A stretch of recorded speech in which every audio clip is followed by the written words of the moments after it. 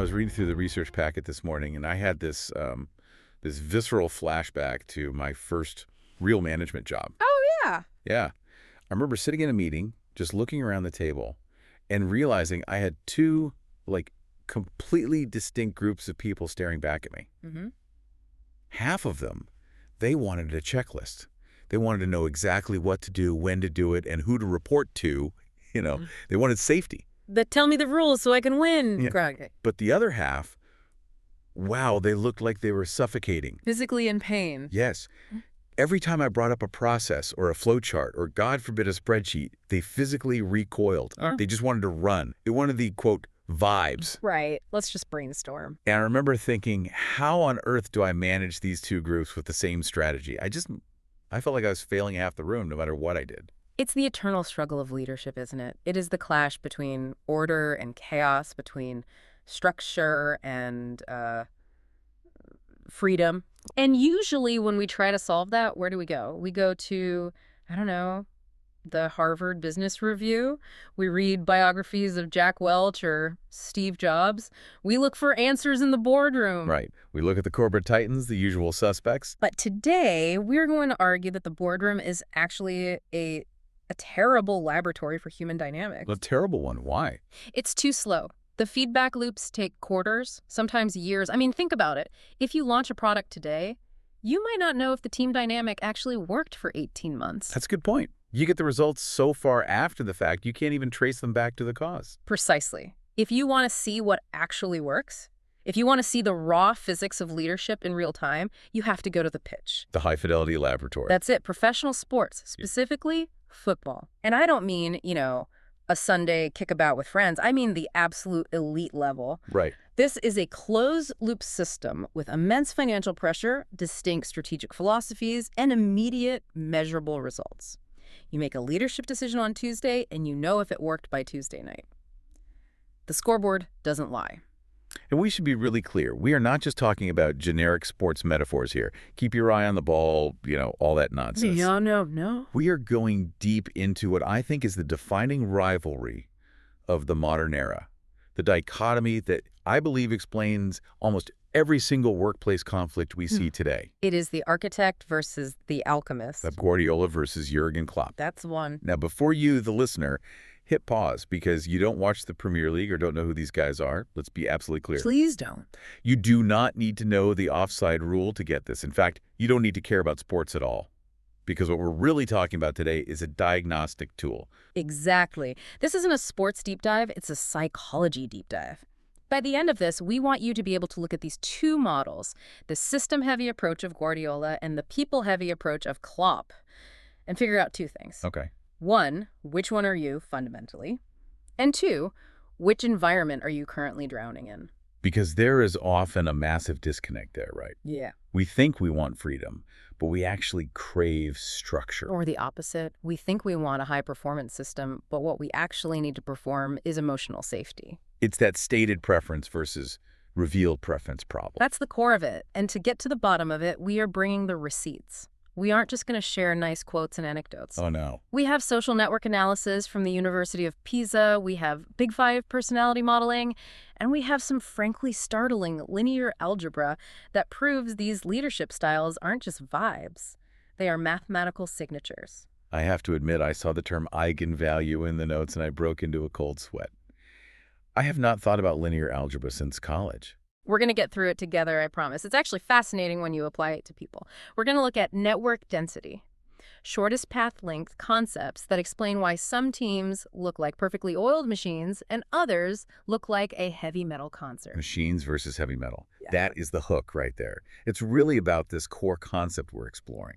Systems, souls, and synergies. Are you building a machine or are you building a movement? So let's unpack this. Let's start by setting the stage with these two philosophies. Walk us through the Guardiola model first. What are we actually looking at here? Okay, so whether you look at his time at Barcelona, Bayern Munich, or now Manchester City, Guardiola represents what we're calling the architectural imperative. The architect. He is the obsessive planner. The core concept here, the foundation of everything he does, is juego de posición, or positional play. Positional play. It sounds very rigid. Yeah, very structured. it is. And the most common analogy you'll hear, and it's used in the academic literature heavily, is chess. Okay, chess. I feel like that gets thrown around a lot in business, playing 4D chess. But what does it specifically mean in this context? What's the actual comparison? Well, in a lot of sports or even business strategies, the focus is on the pieces. Right. I have queen, you have a knight, let's see who wins. It's about individual battles. My talent versus your talent. Exactly. But in Guardiola's view, the focus isn't on the pieces, it's on the board. It's about the control of space. The whole game is about blocking opponents and gaining a spatial advantage before the ball is even kicked. You're playing the grid. You are playing the grid, and I mean that literally. In Guardiola's training sessions, the field is often painted with lines dividing it into very specific zones, and the players have extremely rigid instructions on where they can be in relation to those lines, the ball, and each other. I read this one specific rule in the source material, and honestly, it sounded suffocating to me. It said, no more than 2 players in a vertical line and no more than 3 in a horizontal line. It's geometry. It's an algorithm running on grass. But doesn't that defy the whole point of having superstar talent? Creatives, geniuses. You hire these people for their intuition, and then you tell them you can't stand there because there are already 2 people in this vertical line. It sounds like a straitjacket. It does, and that's the primary criticism you'll hear of the system-heavy approach. But here's the paradox, and this is absolutely crucial for any leader listening who leans this way. Okay. It's a concept called structured freedom. Structured freedom. That sounds like an oxymoron. Yeah. Unpack that paradox for me. The argument is this. Football, like business, is chaotic. It's noisy, it's incredibly fast, there's immense pressure. If I, as a player, have to constantly scan the entire field and ask, where is my teammate? Is he running left? Is he dropping deep? Did he stop? That is cognitive load. Right. I am burning brain cycles just trying to find my team. I'm processing unnecessary information. You're wasting energy on logistics instead of on the actual execution of your skill. Precisely. Guardiola's argument is, if we all adhere to the grid, I remove that cognitive load. I know where you are without even looking. If I'm in zone 14, you must be in zone 15. I don't even have to look up. I can pass the ball blind. And because my brain isn't busy trying to locate you, I can focus 100% of my mental energy on the technical execution of the pass, or the shot, or the dribble. Exactly. The structure provides freedom from distraction. There is a brilliant analogy for this from Mikel Arteta. Now, Arteta is currently the manager of Arsenal, doing an incredible job, but for years he was Guardiola's assistant. He's a true disciple of the system. Okay. He compares it to a kitchen. I love this analogy because I am very, very particular about my kitchen, so this resonated with me. Okay, so imagine you walk into your kitchen to get a glass of water. If you are the only one who uses that kitchen and you are organized, you know the glasses are in the top left cupboard. Every single time. Yep, top left, without fail. You can walk in, lights off, half asleep, grab a glass, fill it, and drink. The whole process takes 5 seconds. Zero thought. It's pure efficiency. It's muscle memory. But now, imagine someone came into your house and reorganized everything. Or worse, imagine you live in a house where everyone just puts the glasses wherever they feel like it at the moment. Oh, the chaos. You ask, where are the glasses? And they say, oh, they're on the counter. Or maybe in the dishwasher. Or, wait, did someone take one into the living room? Yeah, I'm searching. I'm opening every drawer. I'm getting frustrated. I'm thirsty. But I can't solve the problem because I can't find the tools. It's infuriating. And you are wasting precious energy on a low-value task, finding the tool rather than the high-value task, which is using the tool. That is the entire Guardiola philosophy in a nutshell. We organize the kitchen so perfectly that the players can operate on pure instinct. The goal is to create a football machine. A machine. That word implies interchangeability, doesn't it? It does, and that's the other side of the coin. If the system is the star, then the players become components. If a star player gets injured, it's not a tragedy. It's just a broken part.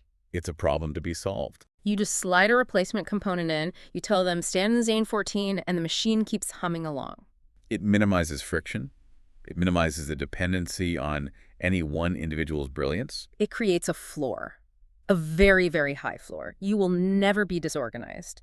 The system is robust enough that if a key component is missing, the replacement slides in with minimal friction because the role is so clearly and rigidly defined. Okay, so that's the machine, the architect.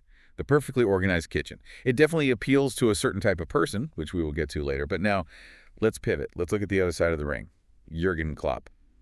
the alchemist. We're in a completely different universe now. If Guardiola is chess controlling the grid, methodical, patient Klopp is backgammon. Backgammon. Okay, that's a new one for me. I've never heard that comparison. Right. Why backgammon? Think about the mechanics of backgammon versus chess. Chess is about holding squares, controlling territory. Backgammon is a race. It's all about progression. You aren't trying to hold territory for the sake of holding it. You're trying to get your checkers home as fast as humanly possible. It's more direct. And crucially, it's about the relationship between the pieces. You move them in pairs, you create little blocks, you cover each other, you move together. It's a dance. It's dynamic, it's fluid, it feels riskier somehow. And it absolutely is riskier. And the term everyone uses for Klopp, the brand he built, is heavy metal football. Heavy metal. It's loud, it's fast, it's aggressive, it's an assault. The tactical term for it is gegenpressing. Counterpressing. Right. But let's explain what that actually feels like to watch or to play against. In a normal team, if you lose the ball, the instinct is to retreat. Fall back, get into shape, protect the goal. Right. Build the wall, be safe, be conservative. Klopp says, no, absolutely not. The moment you lose the ball, that split second is the moment the opponent is most vulnerable. Why? Because they've just won it, they're disorganized, they're transitioning from defense to attack, so instead of retreating, you swarm them. You hunt in packs. You hunt in packs. 3, 4 players sprinting at full speed at the guy with the ball. It looks chaotic. To the untrained eye, it looks like madness. But it's structured madness. Exactly, structured madness versus Guardiola's structured freedom. And this leads to the biggest philosophical difference between the two of them. While Guardiola is focused on the grid, the geometry of the field Klopp is focused on the people. There is this quote from Klopp in the notes that I honestly found hard to believe. He said his job is 30% tactics and 70% team building. 70%. Just think about that for a second. We are talking about the highest level of professional sport, where the margins are millimeters, and he is saying that tactics are the minority partner in his job. He isn't trying to build a machine. He's trying to build a family. A tribe. He calls them mentality monsters. Mentality monsters. He wants an unbreakable commitment to the group. The research brings up this framework, the 3+1 C's of relationships and coaching. Break those down for us. What are the C's? You have closeness, that's the emotional bond, the trust. You have commitment, the long-term intent to stick together through good and bad.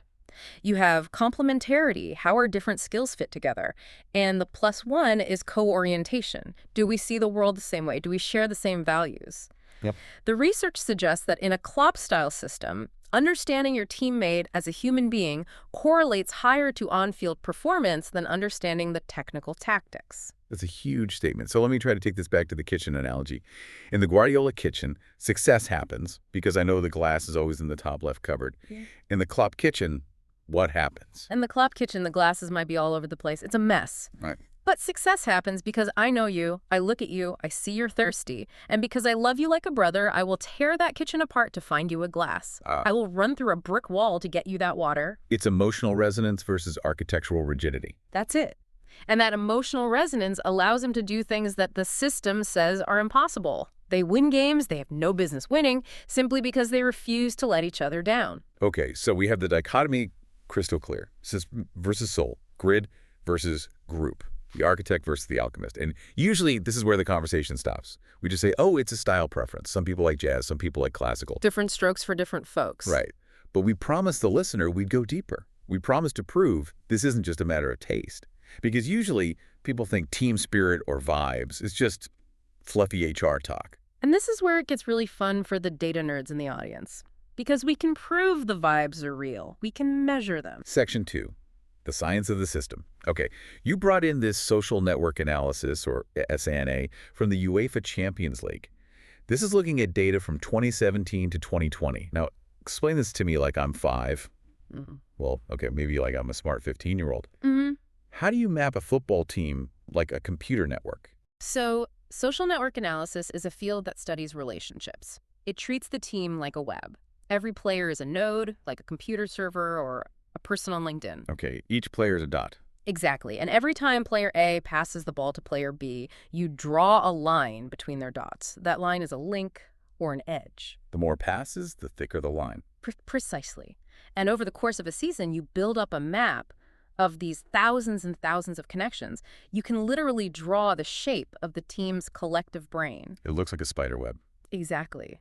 And when you run the algorithms on Guardiola's Manchester City versus Klopp's Liverpool, you get two completely different data signatures. These aren't opinions, they are mathematical structures. This is fascinating. Let's start with Pep. What does the machine look like when you map it out? What's its signature? It looks dense. The first metric that jumps out is network density. Guardiola's team shows significantly higher density scores than anyone else. Which means Yeah. what? Everyone passes to everyone. It means the web is thick. There are very few dead zones. The ball circulates through almost every possible connection on the team. It is a highly interconnected and coordinated system between all communities of players, defense, midfield, attack. It reflects the kitchen philosophy. Yeah. Everything is available, everything is connected, nothing is isolated. Exactly. But then you highlighted this other metric, and this is the one you were worried about, the largest eigenvalue. Yes, seriously. What on earth does a linear algebra concept typically used for vibration analysis in bridges have to do with Kevin De Bruyne making a pass? It's a great question, and the analogy is actually not that far off. In network theory, the eigenvalue is a proxy for the network's robustness. Think of it as the strength of the system's immune system. Okay. Or, better yet, think of a safety net, a really, really strong trampoline net. A safety net, I like that. If you have a high eigenvalue, it means the network is so redundant, so interconnected, that if one node fails, if a player makes a bad pass, is out of position, or is just having a bad day, the network absorbs the shock. The net doesn't break. The ball doesn't fall through. So the system itself compensates for individual human error. Perfectly put. And the numbers are staggering. In the source data, Guardiola's team score was roughly 65.95 on this metric. Klopp's was 47.06. Wow, that is a massive statistical gap. That's not a small difference. It's a chasm. It means Guardiola's system is mathematically safer. It's designed to be more resilient to mistakes. So the system is stronger than the individuals. The high connectivity means that the negative impact of a single mistake is smaller. You don't need to be a hero. The web holds you up. Exactly. The pressure on any one individual is lower. But there's a trade-off, isn't there? You mentioned the third metric in the notes, centrality dispersion. Yes, this is the catch. While everyone is connected in his system, Guardiola still relies on specific players as hubs to maintain that control. It's centralized. Like an airport hub. Precisely. Usually this is the defensive midfielder. The data shows everything flows through specific control points. It's a hierarchy, a very clear one. It might be a dense web, but there's still a spider in the middle. Okay, so to recap Pep's data signature, it's a dense, robust, centralized hierarchy. A fortress, a well-designed machine. Exactly. Now, what about Klopp? If he's not a fortress, what is he? A pirate ship? A flash mob? In a way, yeah. Klopp's signature is all about fluid synergies. The key metric here, which is almost the opposite of density, is average shortest path length. Shortest path length. That sounds like logistics, like a FedEx metric. It basically is. This measures how many hops it takes for information, or in this case the ball, to get from one side of the network to the other, from the goalkeeper to the striker. And Klopp's score? Klopp's teams have a significantly lower shortest path length than Guardiola's. It's more direct. It's lightning fast. The ball doesn't go A to B to C to D to E. It goes A to E immediately. It is vertical, direct, and it relies on what the researchers call interpersonal linkage synergies. It's the heavy metal concert. No slow build-up, just straight to the guitar solo. Get the ball, go for the throat. Precisely. But here's the most fascinating part of his signature. The topology, the actual shape of the network. Klopp's teams show what is called a no-star topology. No star. But he has stars. He had Right. Mohamed Salah, Sadio Mane, Virgil van Dijk.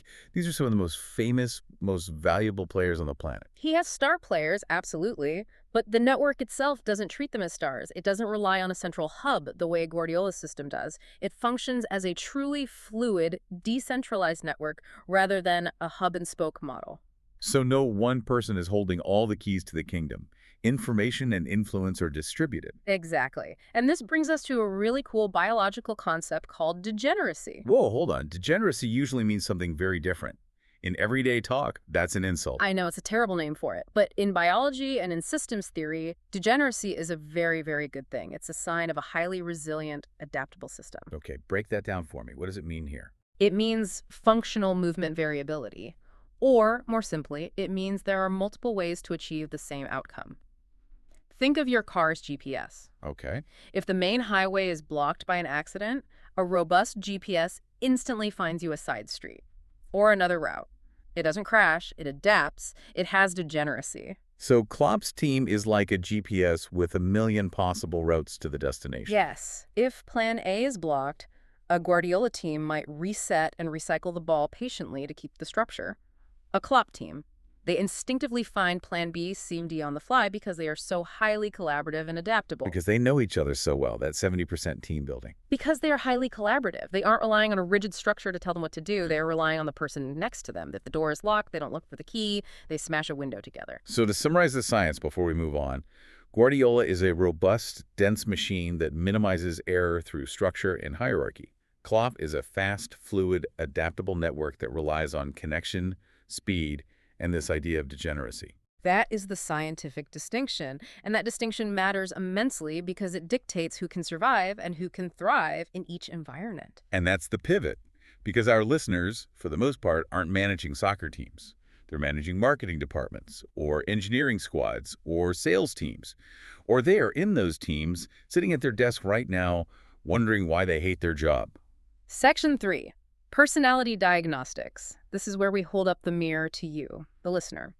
We are going to use two popular frameworks, the Big Five personality traits and the business chemistry framework, to help you figure out where you fit in this dichotomy. Let's start with the employee who belongs in Guardiola's perfectly organized kitchen, who is the system-heavy employee. In the business chemistry model, this is your guardian. In the Big Five model, they score very, very high on the trait of conscientiousness. The guardian.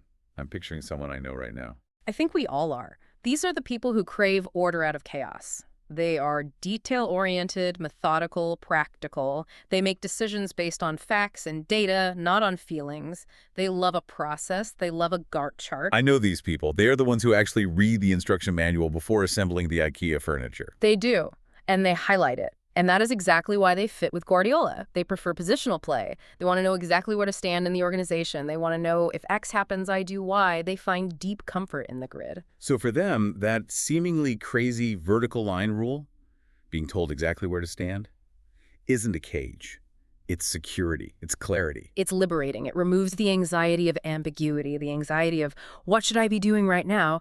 But here's the key for you to understand, either as a leader or as a guardian yourself. What triggers them?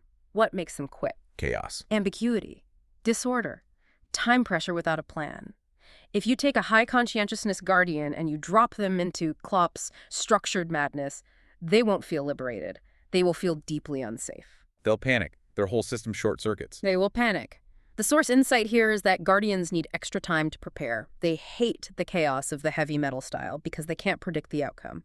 To them, Klopp's style looks like a complete lack of discipline. They look at the no-star topology and just see a total mess. Okay, so if you are a guardian, you are looking for a Pep. You want an architect to give you the blueprints.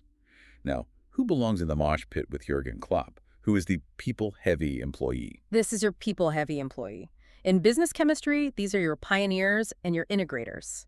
In the Big Five, they tend to score high on extroversion and openness to experience. Pioneers and integrators. Give me the profile on those. Pioneers are your imaginative, risk-taking, big-picture thinkers. They love novelty. Integrators are the diplomatic, relationship-oriented ones. They are the glue that holds a team together. And why do they thrive with Klopp? What's the connection? Because they thrive in what the research calls transformational environments. They want to be part of a movement, part of a cause. The sources are really clear that pioneers get actively demotivated by too many rules or rigid structures. So that vertical line rule, no more than 2 players in a line, that would drive a pioneer absolutely crazy. They would feel suffocated, they would feel like a cog in a machine, and they hate that. They want the freedom to express themselves, to try the risky pass, to run through the wall because it feels like the right thing to do in that moment. And the integrators, how do they fit in? The integrators are the ones building those interpersonal linkage synergies we talked about in the network analysis. They are the ones making sure the social network is healthy and connected. Klopp's intense focus on the human being, that 70% team building, it feeds the integrator's soul. They need to feel connected to the team to perform at their best. There was an interesting note here in the research packet about extroversion specifically. Yes, this was a great finding. Extroversion as a personality trait correlates positively with a preference for transformational leadership, which is Klopp, and it correlates negatively with autocratic or rigid leadership. So if you're highly extroverted, you likely want a coach, not a commander. You want someone to believe in you, not just instruct you. Okay, so we have the guardian, who wants the system, and the pioneer integrator, who wants the people. Mm. But there's a third type mentioned in the outline, the driver. The driver. These are the swing votes. The mercenaries. Is that a fair way to put it? Huh. In a way, drivers are competitive, logical, and ruthlessly results-focused. They just want to win. They don't really care about the neatness of the kitchen, and they don't really care about the family atmosphere. They care about the scoreboard. So do they fit with Pep or Klopp? Which system do they prefer? They can fit with either, provided one crucial thing is present: competence. That is the key. A driver will respect Guardiola's system if it wins trophies. A driver will respect Klopp's passion if it wins trophies. But they have a breaking point. What demotivates a driver? Inefficiency, wasted time. So if the people style becomes too chatty, too much kumbaya, too many team dinners that don't translate to results, the driver quits. They view it as a total waste of time. They're out. And if the system gets too bogged down in its own rules? If the system becomes bureaucratic form over function, filling out forms for the sake of filling out forms, the driver also quits. They have zero patience for obstacles that get in the way of winning. That's a really helpful set of distinctions. So for you listening, ask yourself, do you need the cupboard to be perfectly organized to function, guardian? Do you need to feel the vibes and connect with your team, pioneer integrator? Or do you just want the W and you don't care how you get there, driver? It's a crucial question for your own career management. Stop trying to force yourself into a system that fights your fundamental nature. Okay, that's a perfect transition. Let's move to section 4. Because teams are not static. They grow, they evolve, they sometimes regress. And there's this concept of team evolution and leadership maturity, sometimes called complete coherence. This comes from a fascinating article that applies business development models to football teams. It argues that all teams move up a ladder of coherence. You don't just start out as a perfect machine or a perfect family. Let's start at the bottom of that ladder. Level 2, battling experts. Level 2 is what we're calling the toxic baseline. You see this a lot in bad corporate cultures. You have a collection of very talented individuals, maybe 11 great players or 11 great coders, but they don't talk to each other. They operate in silos. The example given here is the Tottenham Hotspur team under Antonio Conte. Specifically that famous press conference where he unloaded on them. He called them selfish players. Oh, I remember that. It was brutal. He basically threw the entire team under the bus in public. That is classic level 2 behavior. The signs on the field or in the office are gesticulating, moaning, blaming the tactics or the crowd or another department. We lost because the system was wrong, or the fans were too quiet. It's not my fault, it's the marketing department's fault. Exactly. The team is not a team. It's a collection of individuals looking out for their own stats or their next job. And the leadership trap here is that managers at this level just make excuses along with them. So how do you get out of that toxic swamp? You move up to level 3, dependent experts. Level 3 is where most good organizations probably sit. The team has a plan, they have a clear identity, but, and this is the big but, they are entirely reliant on the manager for every decision. But this is the trap of the system. Yes. The example here is, again, Antonio Conte, but in his successful phase at Chelsea or Inter, or maybe early Guardiola, you see the manager on the sideline shouting precise instructions for the entire 90 minutes. Move left, now move right, pass now, not there. It works though, doesn't it? I mean, they win. Oh, it works. You can win major titles, level 3. But it is incredibly exhausting for everyone involved. And it has one major fatal limitation: dependency. If the manager is absent, if they're distracted, if they get a red card and have to sit in the stands, the team completely regresses. They don't know what to do because the brain of the operation is on the sideline. This is the inherent danger of a purely rigid, system-heavy approach. If the architect isn't there to read the blueprints, the builders just stop working. Precisely. Which brings us to the holy grail of team development. Level 4. Independent achievers. Independent achievers. This is the goal. This is what we are all aiming for as leaders. This is self-reliance, resilience. This is the stage where the players are making the calls themselves on the field. They don't look over at the sideline for help. They see the problem, and they fix it in real time. And what's so fascinating about this is that our two rivals, Pep and Klopp, take two completely divergent paths to get to this exact same destination. Right. Path A, the Guardiola path, gets to level 4 through habit. The system is practiced so relentlessly, drilled so intensely, that it becomes muscle memory. It becomes completely internalized. So they don't need Pep shouting "move left" from the sideline anymore because their body just moves left automatically. Those S&A metrics we talked about, that high density and robustness, that's a reflection of this. Exactly. The machine becomes self-driving. You see players swapping positions fluidly, like the defender John Stones suddenly playing in midfield. Not because Pep shouted it in that second, but because the system's logic dictates that's the right move. They have downloaded the software into their own brains. And path B, the Klopp path. How does he get there? Path B is through emotion. The bond is so strong that togetherness, that players run for each other to cover mistakes without being asked. They make independent decisions not because of a geometric grid, but because they feel a sense of collective ownership. I see a gap, I'm going to fill it because I refuse to let my team down. So Guardiola creates independence through internalized structure. Klopp creates independence through internalized responsibility. Beautifully put. That's the perfect summary. It really shows that there isn't one right way to lead, but there is a right destination. And that destination is making yourself, as the leader, obsolete. That is the ultimate goal of any great leader, to build a team that doesn't need you anymore. However, and there's always a however, both of these seemingly perfect systems have failure modes. If you push them too far, they break. Which brings us to section 5, when the system fails and when the people fail. Because nothing is perfect. Every strength has a corresponding weakness. Let's talk about Guardiola's weakness first, the overthinking paradox. This is the classic critique of the architect. Sometimes the plan becomes so detailed, so complex, that it exceeds the team's ability to process it under pressure. I feel like we've all seen this in huge Champions League games. Yeah. Pep tweaks the formation at the last minute. He changes key players' roles. He creates some new hybrid position, and the players look frozen, confused. It's analysis paralysis. When you rely on a perfect system for your confidence, any deviation from that system feels catastrophic. And there is a darker side to the system-heavy failure mode, which is the risk of abusive supervision. High conscientiousness coupled with low emotional intelligence. Right. If you are obsessed with the grid and the perfect placement of the glass in the cupboard, and a player moves it by an inch, you explode. It becomes obsessive micromanagement. The guardian trap. It's the guardian trap. If the kitchen is suddenly reorganized, the guardian panics. They can't function, they lash out. It creates a toxic environment where everyone is walking on eggshells, afraid to mess up the perfect system. It completely kills creativity and risk-taking. And what about Klopp? What is this spectacular failure mode of the people-heavy approach? Burnout, pure and simple. The heavy metal lifestyle isn't sustainable long-term. It is physically and emotionally unsustainable over decades. You cannot run through walls every single day. Eventually, your body breaks down, you run out of adrenaline, you run out of emotion. We saw this with Klopp's famous Dortmund team, and arguably at the very end of his Liverpool tenure, the energy just drops off a cliff. It does. And there is another huge risk with the people-heavy model.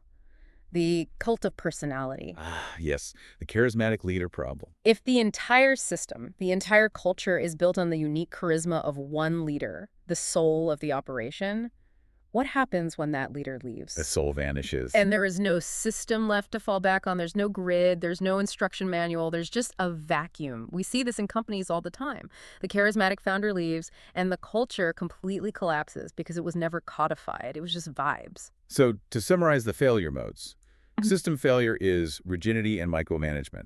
People failure is burnout and vacuum. Yes, those are the two ditches on either side of the road. Which leads us to the final evolution, the convergence. Because the smartest leaders, the ones who last, they don't stay in their ideological corners, do they? They learn, they adapt. No, of course not. Evolution is all about adaptation. And if you look at the last few years of the Klopp-Pep rivalry, you can see them starting to steal ideas from each other. How so? Give us an example. Well, Klopp realized that pure heavy metal chaos was too tiring and unpredictable. He needed more control, so he pivoted. He moved from chaos toward control by adding what the pundits call calming puppet masters in his midfield. Players like Thiago Alcantara, a very Guardiola-esque player. Exactly. Players who would put their foot on the ball and just slow the game down. He injected a bit of the architect into his heavy metal band to help them win games and keep clean sheets. And what about Guardiola? How did he evolve? Guardiola went the other way. He realized that pure possession, pure control can be sterile. Sometimes you pass the ball 500 times and create zero chances, so he started allowing for more transition play. He bought Erling Haaland, A pure weapon of chaos. a weapon designed for direct, vertical, chaotic attacks. Guardiola incorporated a bit of Klopp's structured madness to exploit open space when it appeared. He learned to be less of a purist. So the takeaway here is that the ultimate form of leadership might be a hybrid model, the relational structural hybrid. It's the sweet spot. You maintain the perimeter, the structure, the safety net, but you allow for dynamic interchange and fluidity inside that perimeter. You give the guardians their organized cupboard, but you let the pioneers paint the doors any color they want. I love that. You need the grid and the vibes. You need the architect and the alchemist. At the highest level, you do. So let's wrap this up. We've covered a lot of ground today. We've gone from the kitchen to the chessboard, from eigenvalues to burnout. Let's bring it all back to the listener one last time. The summary. Guardiola is the architect. His teams show high network density, high robustness. His style is guardian-friendly. It is best for optimization and for scale. If you were running a nuclear power plant or a global logistics company, you probably want a Guardiola. You want a machine. Agreed. High stakes, low tolerance for error. Klopp is the alchemist. His teams have a short path length. They're all about speed and adaptability. His style is pioneer-friendly. It is best for a turnaround situation or for building morale. If you are a startup trying to disrupt an industry or a team in crisis that needs to find its belief again, you want a Klopp. You want a movement. That's the core dichotomy. But the real so what, for you, the listener, is this. Stop forcing yourself into a system that does not fit your nature. That is the single biggest mistake people make in their careers. They think they should be one way or the other. Are you a guardian? Someone who loves detail and order? Currently suffering in a heavy metal startup where the motto is, move fast and break things? You are going to be miserable. And you are probably going to fail. Not because you are bad at your job, but because the environment is fundamentally toxic to your nervous system. You are a chess player at a backgammon tournament. And conversely, are you a pioneer? Someone who needs to invent and connect? And you're suffocating in a positional play corporation where you have to fill out 3 forms in triplicate to buy a new stapler. You will wither on the vine. You need to find your Anfield. You need to find the place where your natural energy is treated as an asset, not a liability. Find your Anfield. That is some good advice. And I want to leave the listener with one final thought. It comes from one of our sources discussing the philosophy of a coach named Henrik Rydström, who is kind of the next generation of this fluid, people-heavy style. And it perfectly captures the ultimate risk of the system-heavy approach. Hit us. The quote is, "Perfectionism is a plague. It creates sad soldiers." Sad soldiers. Wow, that hits hard. The Guardiola model, when taken to its extreme, creates soldiers. They are perfect, obedient, efficient. They know exactly where to stand. But are they happy? Are they fulfilled? Do they feel a sense of ownership, of joy? The alternative. The alternative is the flawed explorer. Someone who makes mistakes, who has to rely on their teammates, who lives in the chaos but feels the genuine joy of discovery and connection. So that is the question we want to leave you with today. Look at your career. Look at your team. Do you want to be a perfect soldier in a machine or a flawed explorer in a movement? The choice you make there, consciously or unconsciously, defines not just your career, but your happiness. Choose wisely. Thanks for diving deep with us. We'll see you next time.